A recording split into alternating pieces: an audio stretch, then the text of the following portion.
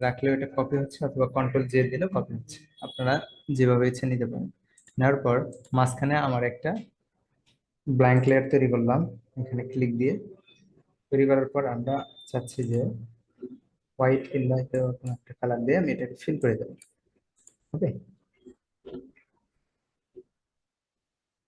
White কালারই রাখলাম।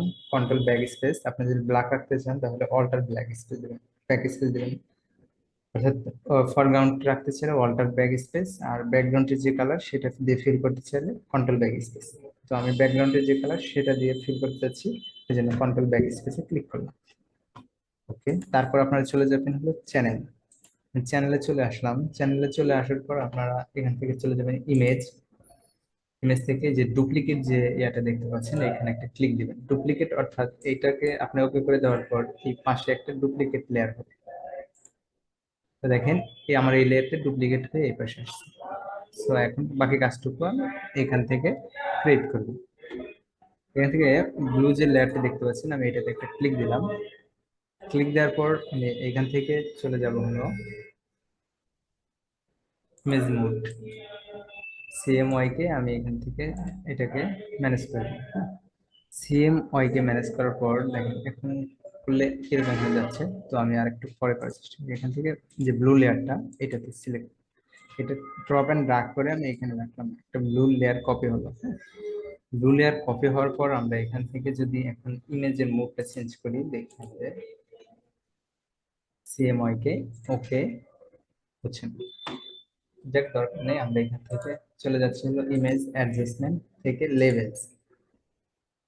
লেভেলসে গিয়ে আপনি এই প্রান্তের যে কার্সারটা দেখতে পাচ্ছেন, এটা এইদিকে নেবেন, তো আপনার ইমেজটা একটু ব্ল্যাক হচ্ছে। আর এই পাশ থেকে যে নেবেন, আপনার লাইটিং অংশটুকু আরো লাইটিং হয়ে যাবে, অর্থাৎ হোয়াইট হয়ে যাবে। আশা করি আপনারা তফাৎ বেশি করবেন না, বেশি করলে আপনার মেন যে সাবজেক্টটা এটা রেজুলেশন নষ্ট হয়ে যাবে। এই দেখেন, দেখছেন? তো স্বাভাবিক যতটুকু রাখার ততটুকু রাখবেন।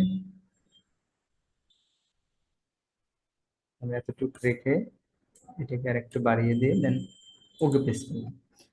এখন যদি আমি ইমেজ মোড সিএমওয়াই কে কালার ম্যানেজ করতে চাই, দেখি হ্যাঁ এখন আমার হয়ে গেছে এটা। ওকে, এটা হয়ে যাওয়ার পরে এখান থেকে কন্ট্রোল ধরে আই প্রেস করবেন, অর্থাৎ ইনভার্স। আপনারা এটা না করে সরাসরি এটাও করতে পারেন, ইমেজ অ্যাডজাস্টমেন্ট ইনভার্ট হয়ে গেল। এরপর ব্রাশ টুল নিয়ে এই যে কালো কালো যে সাদার ভিতরে যে কালো কালো অংশটুকু দেখতে পাচ্ছেন, এগুলোকে আপনারা সুন্দর করে ব্রাশ করে দিবেন। উপরে ফরগ্রাউন্ডে হোয়াইট রেখে আমরা এটাকে ব্রাশ করে দিলাম।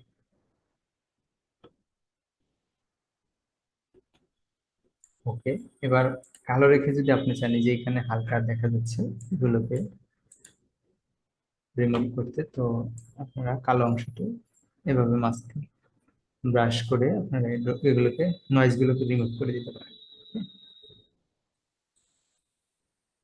Okay, আমার মোটামুটি কাজ সম্পাদনা হয়েছে এখানে। তো আমি আবারও চলে যাবো হলো আমার যে পূর্বের প্রথম লেয়ারটি, ফার্স্ট এই লেয়ারে চলে আসলাম। এই লেয়ার আসার পর এখানে যেরকম আছে এরকম থাকা অবস্থায় আপনার চলে যাবেন সিলেক্ট। সিলেক্ট থেকে লোড সিলেকশন। লোড সিলেকশনে আসার পর এখান থেকে এই সেটিং এ আপনাদের দুইটি কাজ করতে হবে। সেটি হলো প্রথমটিকে আপনারা এই যে কপি যে করেছেন এই লেয়ারটি সিলেক্ট করে দিবেন। তারপর এখান থেকে আমরা যেটা কপি করেছিলাম ব্লুটি কপি করে দেওয়ার পর জাস্ট ওকে বাটনে ক্লিক দিবেন। ওকে বাটনে ক্লিক দেওয়ার পর দেখেন এই পাশে যে সিলেকশনটা আমরা করেছি এই সিলেকশনটা এটাতে লোড হয়ে গেছে। লোড হয়ে যাওয়ার পর এখান থেকে লেয়ারে চলে আসবেন। লেয়ারে আসার পর আমরা এখান থেকে জাস্ট এটাতে একটা মাস্কিং অ্যাড করে দিব। হ্যাঁ, মাস্কিং ক্লিক দেওয়ার সাথে সাথে আপনারা দেখতে পাচ্ছেন আমার ব্যাকগ্রাউন্ড সুন্দরভাবে রিমুভ হয়ে গেছে। আশা করি আপনারা পুরো বিষয়টি ভালোভাবে বুঝতে পেরেছেন। তো দেখা হবে পরবর্তী ভিডিওতে। সে পর্যন্ত সবাই সুস্থ থাকবেন, ভালো থাকবেন। আসসালামু আলাইকুম ওয়া রাহমাতুল্লাহ।